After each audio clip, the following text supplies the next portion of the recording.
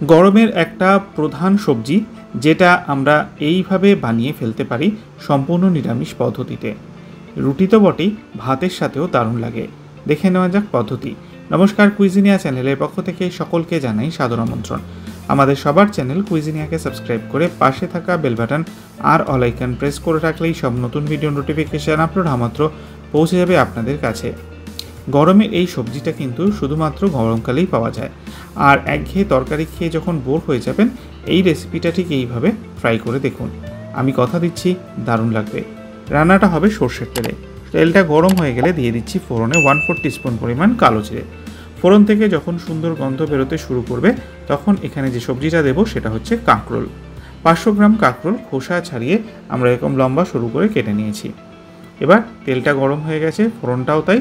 এবার কাঁকরোলগুলো আমরা এর মধ্যে দিয়ে দিলাম।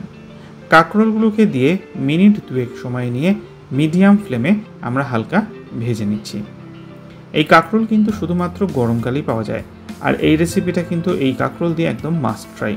2 মিনিট হয়ে যাওয়ার পর দিয়ে দিচ্ছি আলু। দুটো ছোট সাইজের আলু ভাজার থেকে একটু মোটা করে কেটে কাঁকরোলের মধ্যে দিয়ে দেওয়া হলো। আর ভাজতে ভাজতেই আমরা দিয়ে দিচ্ছি এখানে স্বাদ অনুযায়ী নুন। এবার আলু এবং কাঁকরোলটাকে নুনের সাথে আরও মিনিট 2 সময় নিয়ে আমরা ভাজা করে নিচ্ছি। আলু কাঁকরোলটা আমার 2 মিনিট মতো ভাজা হয়ে গেছে। দিয়ে দেবো ড্রাই স্পাইসেস। দিচ্ছি 1/4 টিস্পুন হলুদ গুঁড়ো আর 1/4 টিস্পুন লাল লঙ্কার গুঁড়ো। ঝালটা আপনারা আপনাদের পছন্দ অনুযায়ী দেবেন। আর মশলার মধ্যে কিন্তু এই দুটোই পড়বে। ভালো করে নেড়ে চেড়ে আবারও মিনিট খানেক থেকে মিনিট 2 সময় নিয়ে মিডিয়াম ফ্লেমে আমরা এটা ভেজে নিচ্ছি। একটা মশলা বানিয়ে রেখেছিলাম। 2 টেবিল চামচ পোস্ত একটা মিক্সির বাটিতে নিয়ে শুকনো অবস্থায় প্রথমে আমরা গুঁড়ো করে নিয়েছি। আর তারপর তাতে একটা কাঁচা লঙ্কা আর পরিমাণ মতো জল অ্যাড করে একটা মিহি পেস্ট এখানে আমরা বানিয়ে রেখেছিলাম। আর এই পেস্টটা রান্নার এই পর্যায়ে আমরা এখানে অ্যাড করে দিচ্ছি। পোস্ত বাটাটাকে দিয়ে মিনিট খানেক হালকা মিশিয়ে নিচ্ছি। আর তারপর পোস্তর বাটিটাকে ধুয়ে মিক্সির বাটিটাকে ধুয়ে আমরা একটু জল অ্যাড করে দিলাম। জলটা দেখে ভালো করে নেড়েচেড়ে মিশিয়ে 1/4 টিস্পুন চিনি দেওয়া হলো।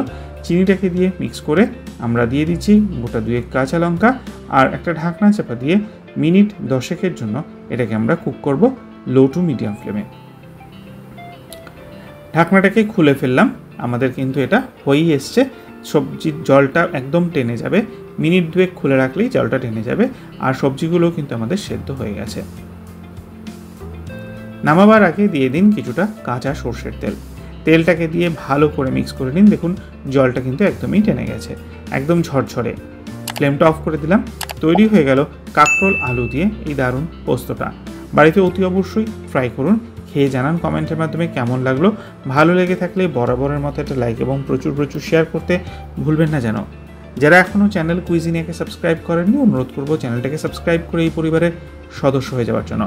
লাইফ ইজ প্রেশাস গল্পে শিকালিকাল চ্যানেল দুটিকে সাবস্ক্রাইব করতে আজকের ভিডিও ডেসক্রিপশন বক্সের লিঙ্কটা প্লিজ চেক করে নেবেন। সবাই ভালো থাকবেন। নমস্কার।